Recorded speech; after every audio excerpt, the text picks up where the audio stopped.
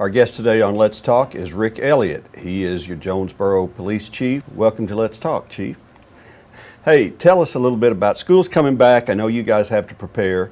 And tell us, I think we've got new roads, we've got restriped crosswalks. Tell us what you guys do to make sure getting to school and going to school is safe. Sure. Well, starting out with the crosswalks for the schools, the city is in the process of repainting the crosswalks at the schools around the city. So we'll have fresh paint so motorists can identify these crosswalks. And again, it's for the children's safety. So that's the first step that has already started, and we should be wrapped up and ready to go. And on the second aspect is our school resource officers. They attended a conference this summer, and they've got their skills sharpened and honed and ready to get back and take care of their schools. Then we're at the point in time at just, to start reminding motorists that, school will be starting before too long. And there are certain laws that pertain to what you can do in school zones and not do in school zones. And, basically being on the phone and texting, things like that, which causes a hazard to the kids. Absolutely. And everybody involved. So, we're going to start, we're using this show to start reminding people that, hey, school is approaching, and, start getting in your mindset that, there's going to be increased traffic problems here in a few weeks. The first few weeks of school, there's always heavy traffic. So, even if you don't have a child that's in school, if you're just trying to commute to work, you need to allow some extra time when school starts on your morning commute because of the increased traffic for the schools. That's very good. And you made me think of everybody getting used to it again. You also have, especially at elementary schools, you have first-time parents learning the school. Absolutely, yeah. And you have at high schools, you have first-time drivers. You do have some first-time, some new drivers, and they're not as seasoned as some of the rest of us, and so that poses potential problems also. But if everybody would just slow down and be mindful of what's going on in the traffic, and don't be in a hurry, and then everything should flow very smoothly.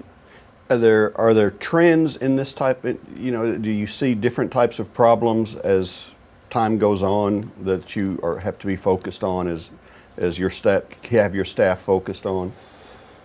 Well, of course, everything we do, we keep statistics on everything that goes on in the city, and so when we see a trend in some particular area, then we reshift forces to address that. So if there's traffic or accidents increases or spikes in a particular area, then we'll increase patrols in that area to try to calm that down. Again, this time of year when school does start, we will have a spike in accidents in the morning time, the morning commute, just due to the increased traffic, and some folks do tend to get in a hurry and will cause an accident. But so the first week of school can be a tumultuous time. Absolutely. Generally about the first 2 weeks it takes for everybody to get in their routine and things to kind of settle down. Well, now you have SROs at every school in Jonesboro? Not every school. The junior highs and high schools we do. And sometimes the SROs will be out helping with the traffic. And an SRO is a school resource officer, and their duties involve what are the most important duties? Well, the most important duty is protecting the children at the school. That's our number one concern. But they're also there to assist in traffic in the mornings and afternoon, and just building a positive relationship with the kids. That's a huge aspect. These kids build a trust in their SRO, and they become a friend, and a lot of times it's a lifelong friend. So very important part of our schools now.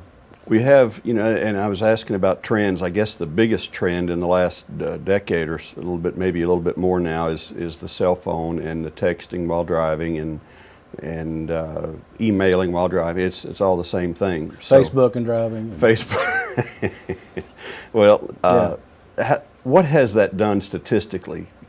Well, it's a huge contributing factor to a lot of our accidents is distracted driving.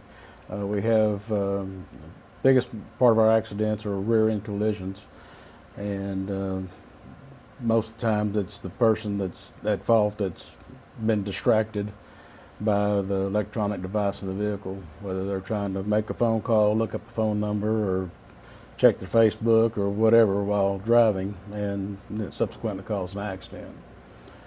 So, you know, these devices are, you know, can be a hazard, and you know, I suggest that, you know, people invest a little bit of money and buy them a Bluetooth device to be compatible with the car. Now, the newer cars have Bluetooth capabilities, and I think that will be mandatory on all new vehicles at some point in time here in the near future. But the older vehicles, there are hands-free devices that you can buy where you can keep your hands off the phone and pay attention to driving. And I'm sure there are some people who believe this can't happen to me. Nobody is so talented that I don't see NASCAR drivers. no, you don't see that Texting, happening, no. you know, by any means. But you know, it does happen. We run anywhere from 250 to 300 accidents a month in this town, and so, you know, it does happen. So that's up to 10 a day on average. Yeah, at least. Wow, that's pretty good, pretty big numbers. Well, the city has restriped, as we do. We've built more sidewalks. We've restriped the lines and crosswalks, and probably a lot of things around school. We make sure the signs, stop signs are up, the school notice signs are up and clean and ready to go. Is there anything else, any other advice from your experience that you want parents and students to have? Well, again, just be mindful of people around you and what's going on. Take your time, you know, getting to school, and allow for traffic congestion. Just be respectful for each other. You know, that goes a long way. When somebody has a bad attitude, then, you know, that person's going to ruin your day too. That's right. So, you know, there's a lot going on in the city. Jonesboro is booming, and, you know, we have a lot of traffic. You know, we're population of 75,000, and during the day we're well over 100,000 in town. So there is a lot of traffic, and there's always going to be a lot of traffic. And but we just ask that drivers be respectful to each other, and you know, that's just the right thing to do. Be kind and courteous.